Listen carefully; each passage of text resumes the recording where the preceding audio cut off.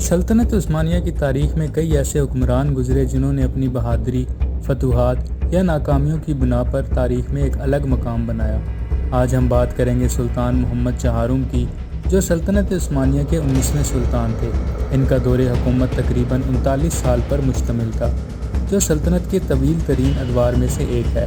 لیکن یہ دور کئی نشیب و فراز سے بھرا ہوا تھا، جس میں فتوحات بھی ہوئیں اور زوال کے آثار بھی نمایاں ہوئے۔ سلطان محمد چہارم کی پیدائش 2 جنوری 1642 کو ہوئی۔ وہ سلطان ابراہیم اول کے بیٹے اور سلطنت کے ولی عہد تھے۔ ان کا بچپن بڑے کٹھن حالات میں گزرا۔ ان کے والد سلطان ابراہیم کی حکومت بے ترتیبی اور انتشار کا شکار تھی، جس کے نتیجے میں درباریوں نے انہیں قتل کر دیا تھا، جس کا تذکرہ ہم پچھلی ویڈیو میں کر چکے ہیں۔ صرف 6 سال کی عمر میں محمد چہارم کو تخت پر بٹھایا گیا۔ ان کی کم عمری کے باعث ابتدا میں سلطنت کے امور ان کی والدہ ترخان ختیجہ سلطان اور وزیر اعظم کے ہاتھ میں تھے۔ یہ دور سلطنت عثمانیہ کے لیے بہت نازک تھا، کیونکہ اندرونی سازشوں اور معاشی مسائل نے سلطنت کو کمزور کر رکھا تھا۔ سلطان محمد چہارم کے دور حکومت کو 2 بڑے حصوں میں تقسیم کیا جا سکتا ہے: ابتدائی دور، جس میں وزراء اور حرم کا اثر و سروق ہے، اور بعد کا دور، جس میں جنگیں، فتوحات اور ناکامیاں ہیں۔ محمد چہارم کی کم عمری کے باعث سلطنت کے اصل امور وزیر اعظم کوپرولو خاندان کے ہاتھ میں آ گئے۔ یہ خاندان سلطنت کی تاریخ میں بڑے اہم ثابت ہوئے۔ خاص طور پر کوپرولو محمد شاہ نے سلطنت کو دوبارہ مستحکم کیا۔ انہوں نے اپنے 3 نکات جاری کیے: کرپٹ درباریوں کا خاتمہ، فوج میں نظم و ضبط کی بحالی اور معاشی استحکام کے لیے اقدامات۔ محمد چہارم کو جنگی مہمات کا بھی شوق تھا، اسی لیے انہیں شکاری سلطان بھی کہا جاتا ہے۔ ان کے دور میں سلطنت نے کئی اہم جنگیں لڑی۔ سلطنت عثمانیہ نے وینس کے خلاف کئی سالوں تک جنگ کی اور جنگ کے بعد کریٹ کا علاقہ فتح کر لیا۔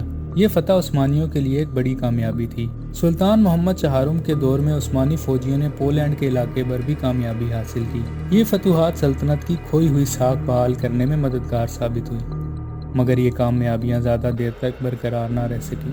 اب ہم آپ کو سلطان محمد چہارم کے بارے میں کچھ دلچسپ حقائق بتائیں گے۔ محمد چہارم کو شکار کا شوق جنون کی حد تک تھا۔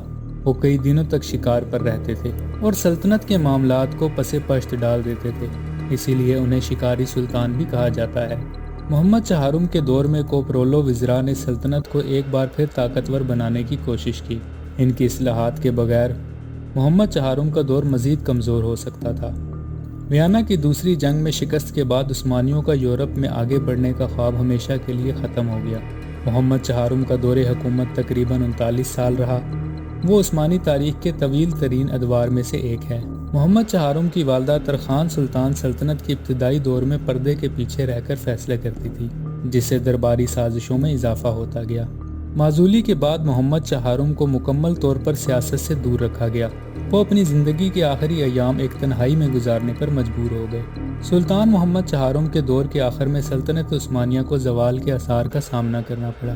ان کی سب سے بڑی ناکامی 1683 میں ویانا کی دوسری جنگ میں شکست تھی۔ یہ شکست عثمانیوں کے لیے ایک بڑا دھچکا تھی۔ اس جنگ کے بعد یورپی طاقتوں نے عثمانیوں کے خلاف اتحاد بنا لیا، جسے سینٹ لیگ بھی کہا جاتا ہے۔ سلطان محمد چہارم کا دور حکومت ایک سبق آموز کہانی ہے۔ ان کے دور میں سلطنت نے فتوحات بھی حاصل کی، مگر ان کی کمزوریوں اور ناقص حکمت عملی کی وجہ سے زوال کے آثار بھی نمایاں ہوئے۔ مزید ویڈیوز کے لیے چینل کو سبسکرائب کریں۔